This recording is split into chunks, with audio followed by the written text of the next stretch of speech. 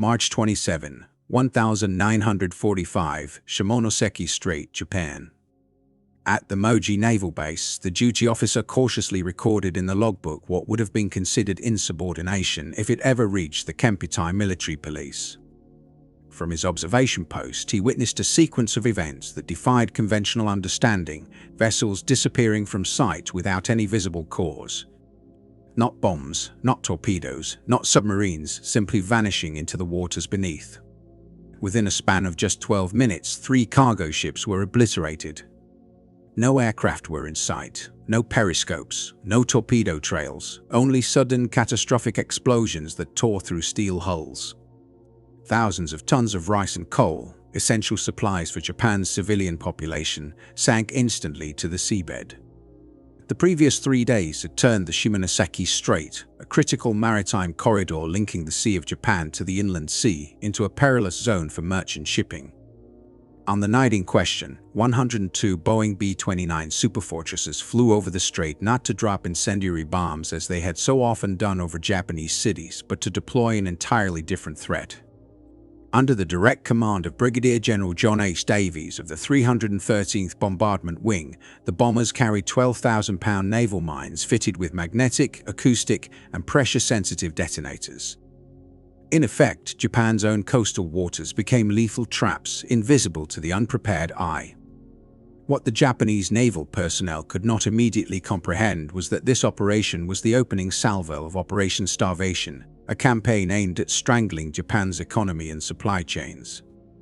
Unlike the fiery destruction of Tokyo or other urban centers, the war's calculus was now being written in the quiet, unobserved annihilation of ships transporting vital food, fuel, and raw materials resources that sustained a population of 72 million.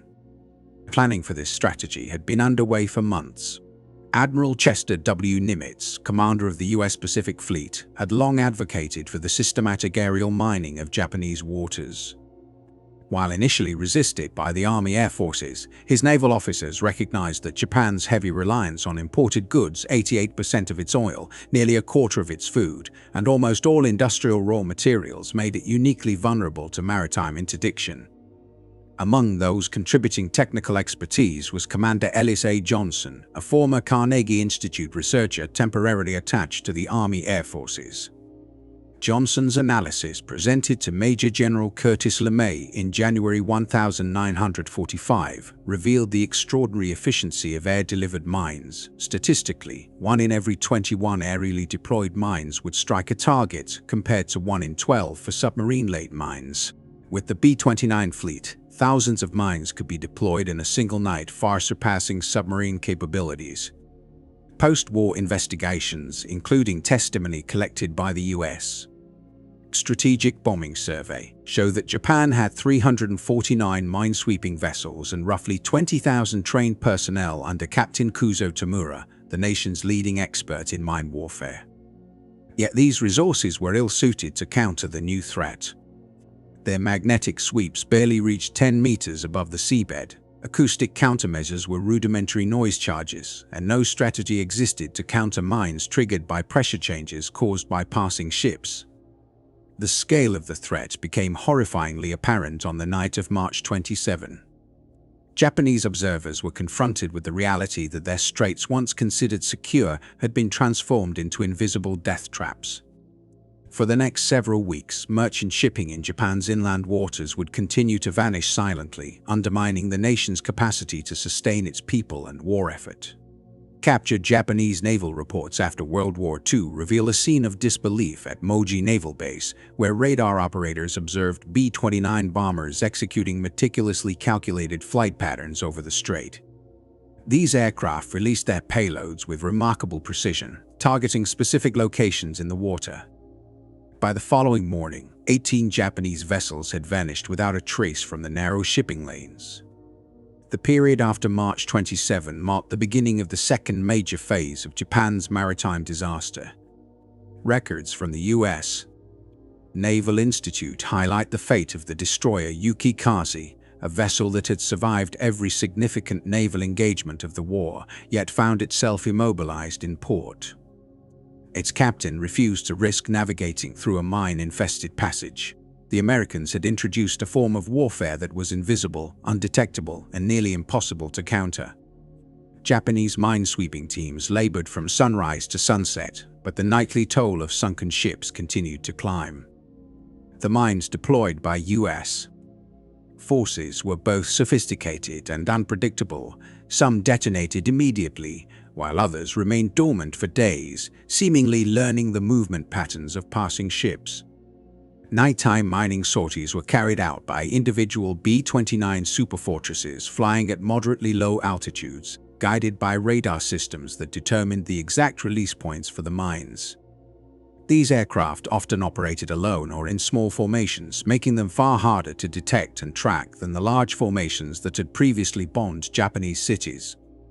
Typical operational altitudes ranged from 5,000 to 8,000 feet, low enough to ensure accuracy, yet high enough to largely avoid anti-aircraft fire. Technical assessments submitted to the Strategic Bombing Survey noted the extraordinary complexity of the mines. Japanese engineers were confronted with devices that employed 6 different types of triggering mechanisms. Magnetic sensors detected the presence of steel hulls, acoustic triggers responded to engine noise, and pressure-sensitive devices reacted to water displacement. Certain mines integrated multiple detection methods, some even counting the number of ships passing overhead before detonating, while others delayed activation for several days after deployment.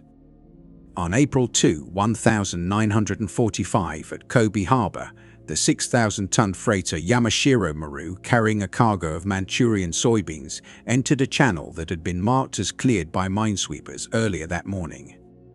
The ship drew 26 feet of water, safely within the limits certified as navigable. At precisely 8:32, a pressure-activated mine labeled M11, which had been laid 6 days prior and programmed to ignore the first 3 vessels passing over it, exploded beneath the engine room.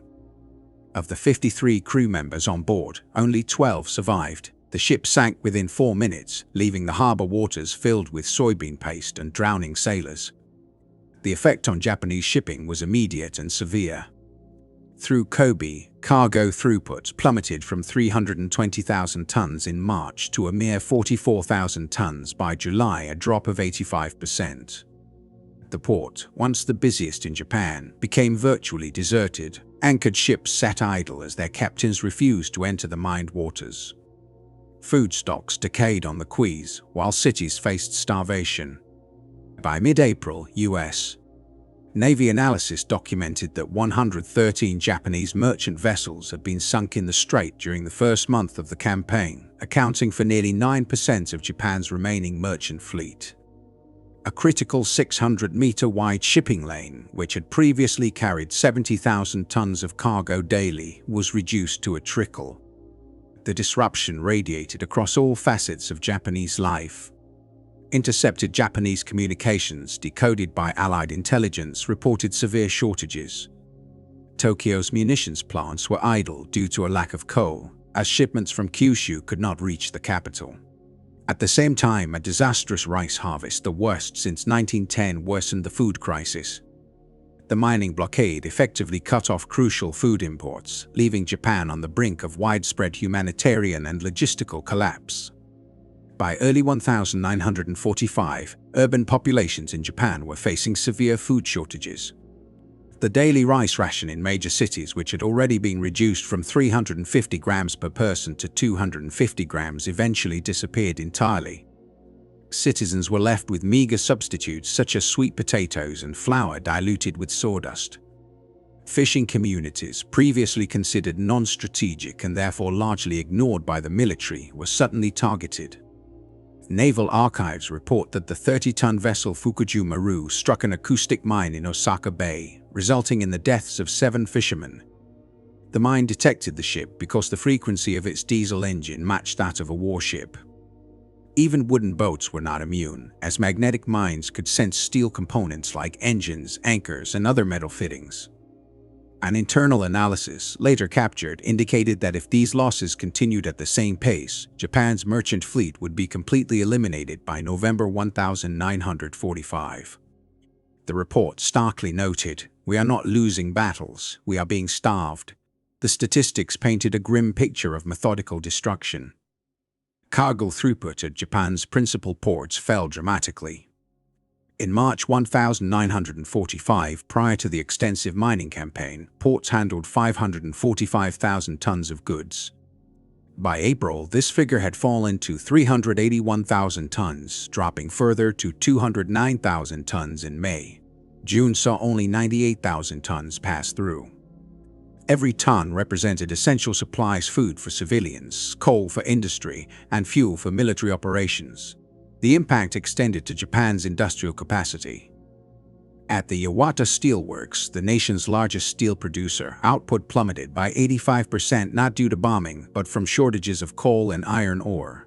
Furnaces went cold, machinery stood idle, and workers were released to forage for scarce food. Health conditions deteriorated sharply. Ministry of Health records indicate the reappearance of diseases linked to poverty, unseen since the Meiji era. Vitamin deficiencies caused beriberi, tuberculosis spread rapidly among weakened populations, and children suffered from kwashiorkor, with swollen abdomens and emaciated limbs. The Japanese Navy attempted desperate countermeasures, including the deployment of suicide boats to neutralize mines and the use of wooden-hulled vessels for dangerous clearing operations. Channels deemed safe were often unsafe within hours, highlighting the futility of these measures. Captain Tamura documented the losses from mines, submarines, and air attacks, noting that 349 vessels and approximately 20,000 personnel were dedicated to mine clearing operations in the Pacific. By May 1945, the constant threat had induced widespread psychological collapse among merchant crews. Commander Tadao Kuwahara later told Allied investigators that recruiting sailors became increasingly difficult as many preferred imprisonment over near-certain death at sea. Shipping control records confirm that numerous captains refused to sail, choosing detention rather than risking their lives. Civilians on the coasts observed ships exploding in supposedly secure waters, reinforcing a pervasive sense of fear and helplessness against an invisible enemy. By mid-1945, Japan's industrial machinery was effectively paralyzed. Kawasaki shipyards, responsible for submarines and destroyers, received no steel for 2 months. Mitsubishi's aircraft plants producing the advanced Raiden fighter were halted due to aluminum shortages. Even the incomplete carrier Shinano, sister ship to the famed Yamato, remained rusting at its dock with no fuel to move it and no steel to complete construction. Coal, Japan's primary energy source, was in critical short supply. Passage through the Shimonoseki Straits fell sharply from 70,000 tons per day in March to 35,000 in April, dropped further to 7,500 tons in May, and plummeted to 1,750 tons by June. Slight recovery occurred in July at 8,000 tons, but by August traffic sank again to just 1,500 tons. The combined effects of a targeted mining campaign, crippling shortages of raw materials, and psychological trauma among seafarers had brought Japan's economy, industry, and civilian sustenance to the brink of collapse. The country faced not only the loss of its merchant fleet, but the systematic breakdown of its ability to feed its population, power its factories, and sustain its military operations. By mid-1945, Japan's energy infrastructure had been critically impaired, with numerous power stations forced offline, leaving entire prefectures without electricity. In industrial hubs like Osaka, factories that had once operated around the clock were now forced to limit production to the rare occasions when coal shipments actually arrived. Some factories ran only once a week, while others remained idle for extended periods. Railway records from the Japanese Ministry of Transportation reveal a desperate improvisation. Locomotives resorted to burning furniture, books, and even the gates of Buddhist temples to maintain operations. The absence of coal from Kyushu meant that, within a matter of weeks, train services would have completely collapsed. The disruption to mining and fuel distribution had an immediate and devastating impact on the movement of food throughout the country. Japan had long relied on coastal shipping to transport agricultural products from rural areas to urban centers. When the maritime routes were blocked or heavily mined, food supplies dwindled rapidly, pushing millions to the brink of starvation. Tokyo's rationing logs indicate citizens sometimes waited for 14 hours only to find rice never distributed. Stockpiles in regions like Niigata, just a few hundred kilometers away, remained inaccessible due to impassable waters. By the winter of 1946, authorities anticipated that up to 10 million people could perish from hunger if external intervention did not occur. Only the combination of Japan's surrender and the provision of American food aid prevented this catastrophe. By July 1945, the average Japanese civilian was surviving on roughly 1,200 calories per day, a stark drop from the pre-war average of 2,200 calories. Coastal and fishing communities, previously capable of feeding themselves, faced severe shortages as their vessels had been destroyed, damaged, or confined to port. The Joint Army-Navy Assessment Committee reported incidents such as the sinking of the 500-ton fishing ship Taiyo Maru, which struck a mine 3 miles offshore while attempting to deliver sardines to Nagoya. 23 fishermen lost their lives in the incident. Simultaneously, Korea, which had been Japan's principal source of rice, became effectively cut off. Key ports including Busan, Rashin, and Sishin were systematically mined, making decades-long trade routes impossible to traverse. Ships that had regularly carried rice and other supplies from Korea to Japan now languished abandoned in harbors. Intercepted communications indicate the tragedy of June 1945, when the 8,000-ton cargo vessel Chosen Maru attempted a supply run from Busan. Carrying medicine to combat a typhoid outbreak in Seoul and rice intended for Osaka, the ship was struck by a magnetic mine 16 miles from Busan. The blast tore away the vessel's stern and claimed the lives of 43 crew members, while 5,000 tons of rice enough to feed Osaka for a week sank almost immediately. The Korea Strait, once a corridor for approximately 50 ships each day according to pre-war shipping logs, was reduced to only a handful of wooden boats navigating the treacherous waters. Deprived of food and reinforcements, the Japanese army stationed in Korea resorted to requisitioning supplies from the local population, triggering famine conditions there as well. Japan's connection to Manchuria, a critical supplier of iron, coal, and soybeans, was similarly severed. Customs data reveal that the port of Daren, the main conduit for Manchurian exports, handled a mere 12,000 tons of cargo in July 1945, a dramatic fall from 380,000 tons the previous year. Post-war analysis of Kwanung Army logistics captured after Japan's defeat showed immense stockpiles of steel, coal, and food in Manchuria, rendered useless because vessels attempting transport never returned. The ripple effects across Japan's wartime economy were severe. The Strategic Bombing Survey estimated that aircraft production heavily dependent on Manchurian aluminum had plummeted by 91%, demonstrating the catastrophic consequences of disrupted supply chains on military industry. Tank production came to a complete halt, and even the most basic forms of ammunition grew increasingly rare as Japan lost access to Manchurian sources of lead and copper. The United States, benefiting from domestic mining operations far beyond Japanese technological reach, maintained a steady supply. The U.S. Navy deployed 1,000 and 2,000-pound naval mines, each equipped with a variety of sophisticated triggering mechanisms. Among these were magnetically activated types like the M9 Mod 1 and M11, acoustic mines such as the A3, which responded to the sound of propellers, and the A5, sensitive to the vibration of ship hulls, alongside the pressure-based A6. Japanese engineers tasked with analyzing captured or recovered mines consistently noted that the devices were far ahead of what their own industry could produce. Magnetic triggers could differentiate among ship classes. Acoustic sensors ignored conventional countermeasures, and pressure detectors were sensitive enough to react to a small rowboat. The mechanisms controlling the number of ships passing before detonation proved especially vexing. A mine might allow several vessels to pass unscathed, only to explode under the sixth. Channels that had been declared safe often concealed deadly traps, creating a constant state of unpredictability for Japanese sailors. Some mines activated only days after deployment. Others remained dormant for weeks, making every naval transit akin to playing Russian roulette. The American B-29 bomber, equipped with the AAPQ-13 radar, enabled precise mine-laying operations even during night missions or under heavy cloud cover. Japanese intercepted communications revealed that observers were baffled by the ability of the Americans to consistently place mines in critical shipping lanes under such conditions.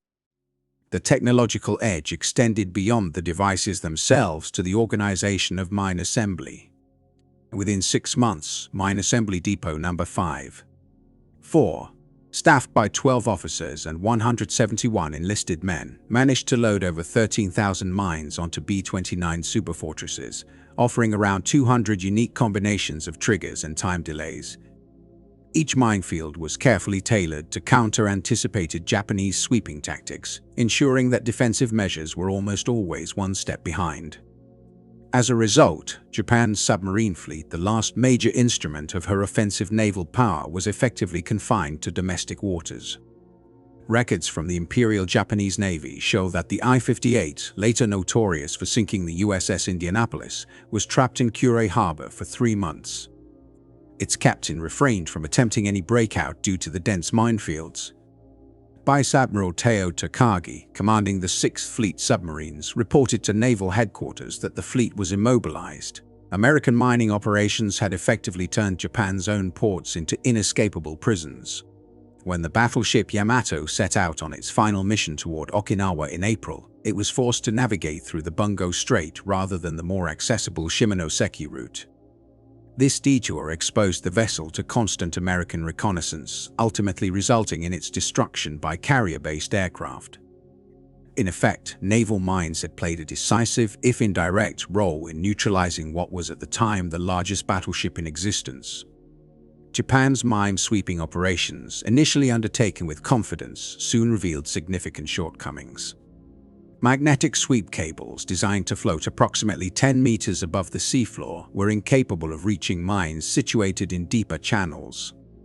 Acoustic countermeasures, primitive noise-generating devices, proved ineffectual against the far more advanced acoustic detection systems employed by the United States.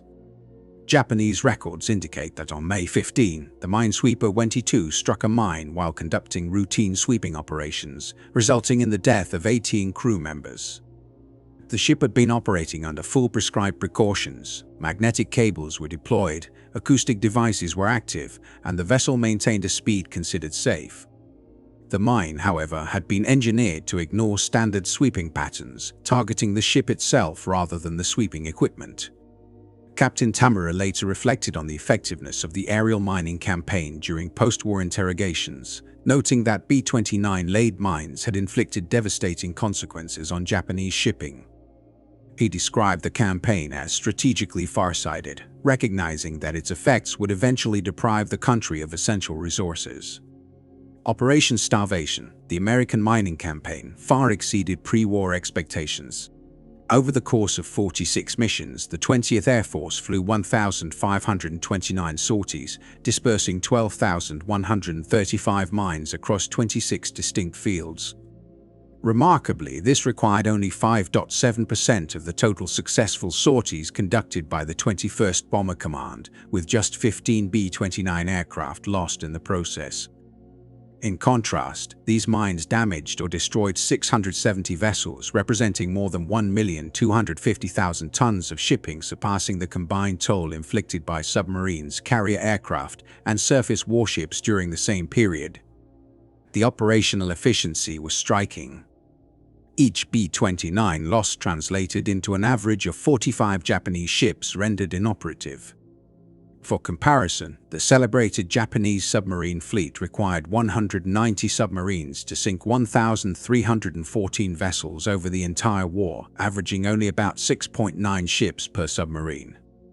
In just 5 months, 40 B-29 seconds devoted exclusively to mining achieved an average of 7.08 ships destroyed per aircraft.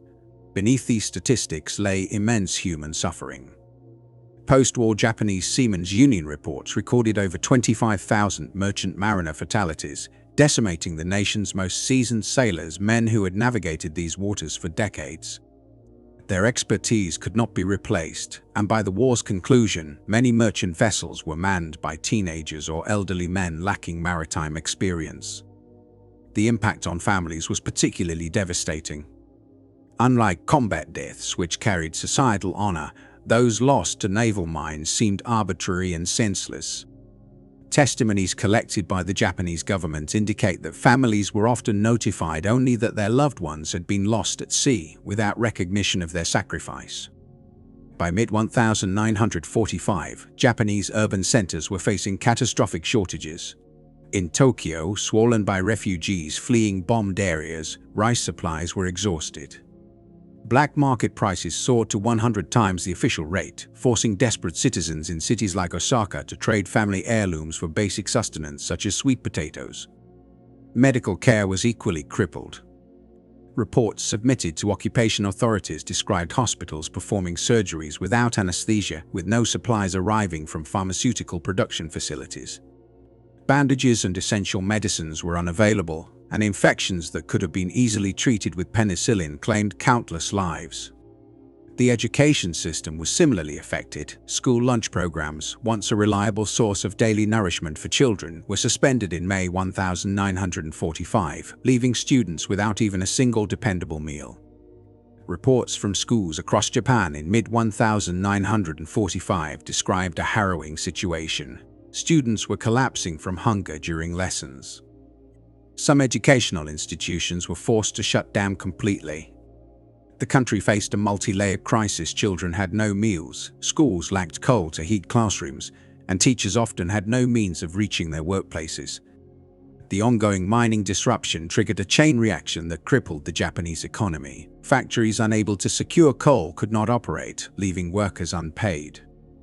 With no wages, families could not afford food, which in turn prevented laborers from performing even basic work. Survival, rather than production, became the singular focus for most of the population. For example, company records from the Nagasaki shipyards, known for constructing the battleship Musashi, reveal a staggering collapse. In January 1945, the yard employed roughly 30,000 workers. By July, that number had dwindled to just 3,000 as the majority either abandoned their posts or fled to rural areas in search of sustenance. Those who remained contributed almost nothing to the war effort. Steel production, coal mining, and other essential activities had ground to a halt. Even industries integral to morale and culture, such as sake brewing, came to a standstill. The Gakken Brewery in Kyoto, a facility in operation since 1637, closed its doors in June 1945 due to shortages of rice, bottles, and distribution capabilities, ending centuries of uninterrupted production. Japan's military preparations were similarly paralyzed. Imperial General Headquarters records indicate that inter-island troop movements were largely impossible. Ammunition could not reach defensive positions, and the famed kamikaze program faced severe operational limitations due to lack of aviation fuel. The private writings of War Minister General Kurichika Anami, uncovered post-war, conveyed the stark reality. The nation intended to resist the invasion on the beaches, yet its soldiers often lacked even basic weaponry, reduced to wielding bamboo spears in the absence of bullets. Strategic plans to transfer divisions from China to defend the homeland collapsed as ships refused the perilous voyage. The crack Kuomintang Army, Japan's most capable remaining force, remained idle in Manchuria, while the home islands relied on undertrained teenage conscripts to prepare for an imminent invasion. In July 1945 alone, 143 Japanese ships were destroyed by bombs, torpedoes, and mines. American submarines were responsible for fewer than 10% of these losses, and air attacks accounted for another fraction below 10%. The overwhelming majority, 129 vessels, were rendered inoperative by B-29 bombers. The effectiveness of aerial mining operations was extraordinary. While traditional incendiary raids required hundreds of aircraft to devastate urban areas, a small squadron of B-29 seconds could incapacitate a major port for months with relatively few mines. The mining campaign extended beyond Japan, producing a severe humanitarian crisis in Korea. Forced laborers conscripted into Japanese industries were trapped, unable to return home, while Japanese settlers in the region could not evacuate. Both groups faced famine as food distribution networks collapsed. The port of Wonsan, mined in July 1945, was not fully cleared until 1950, only to be targeted again during the Korean War. Remarkably, some mines planted in 1945 continued to endanger North Korean vessels 5 years later. By early August 1945, Japan was teetering on the brink of complete societal and economic collapse.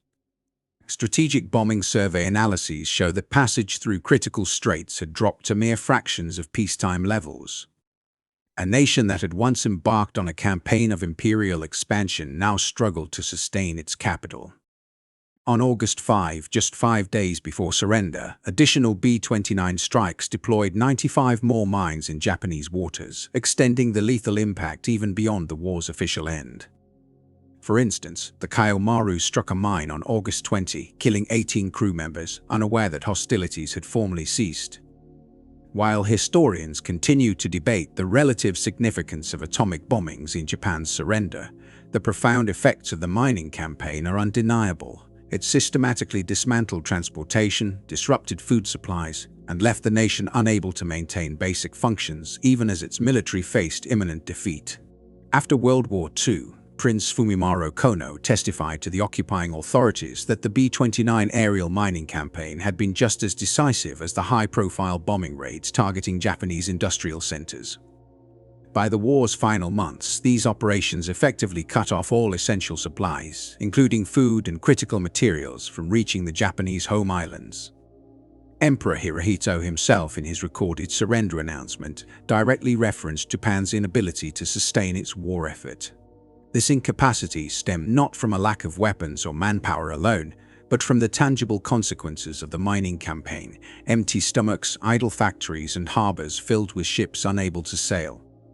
According to post-war interrogations, Admiral Kitisaburo Nomura, who had served as Japan's ambassador to the United States, acknowledged the unique power of this strategy. While the Japanese people might have survived the destruction of their cities, starvation inflicted by the mines was beyond endurance. In his words, "The mines defeated us by taking away our ability to feed ourselves." The conclusion of hostilities, however, did not eliminate the danger of the mines. Japanese authorities were informed by the US Navy that responsibility for clearing the waters now lay with them. Under American oversight, Japanese crews began the perilous task of removing the mines they had endured during the war. This was far from straightforward. Many of the mines had long-delayed activation mechanisms set to trigger months after deployment.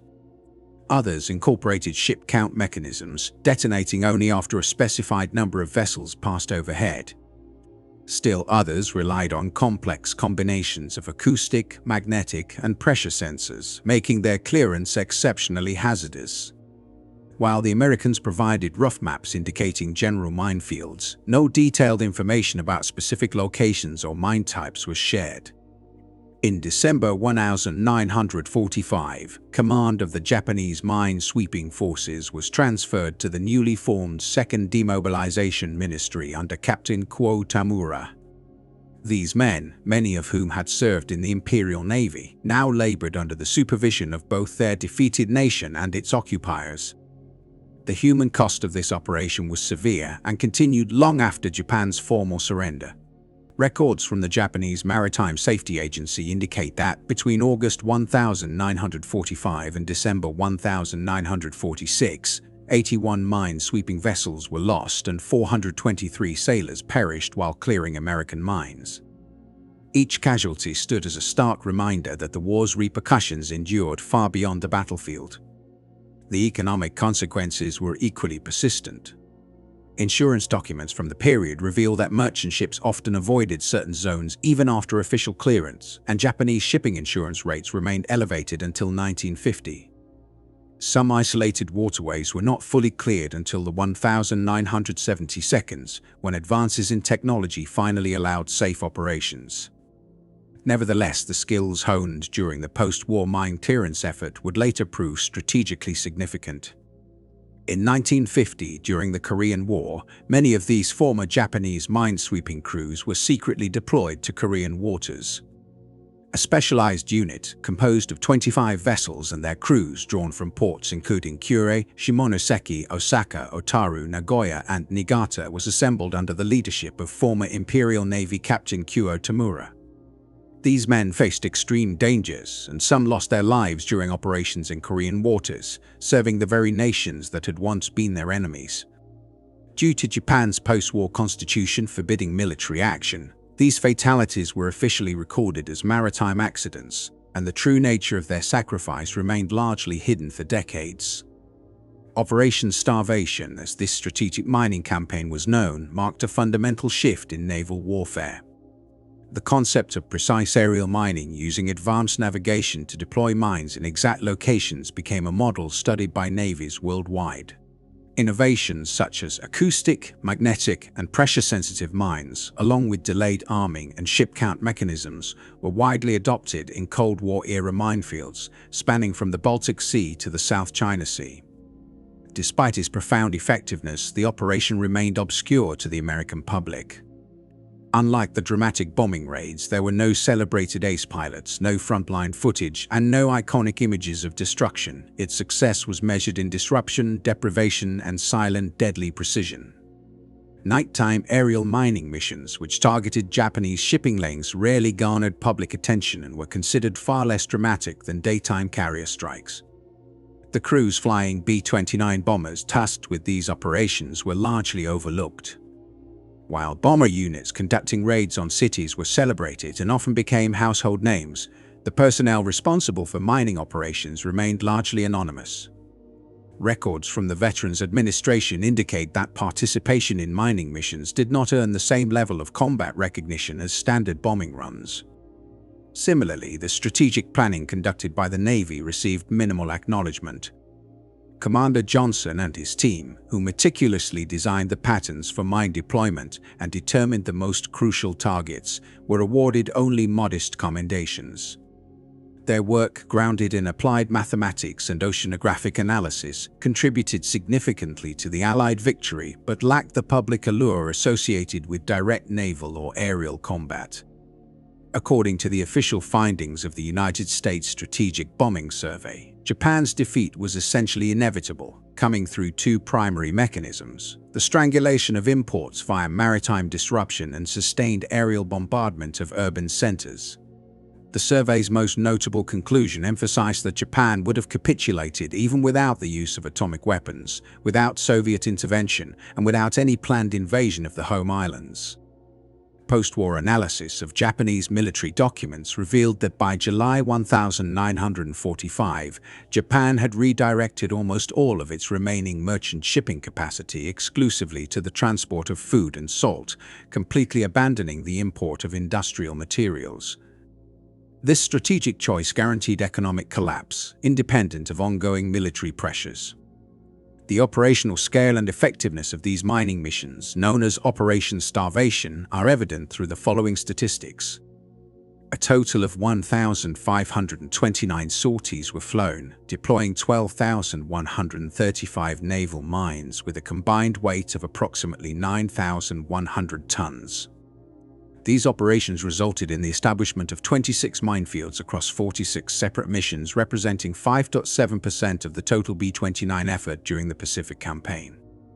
Aircraft losses were minimal. 15 B-29 seconds were lost to enemy action, and 103 crew members were killed, yielding a loss rate of 0.98%, significantly lower than the 3.6% experienced during conventional bombing raids. The impact on Japanese shipping was substantial. A total of 484 vessels were sunk and another 186 damaged due to mines, affecting 670 ships overall.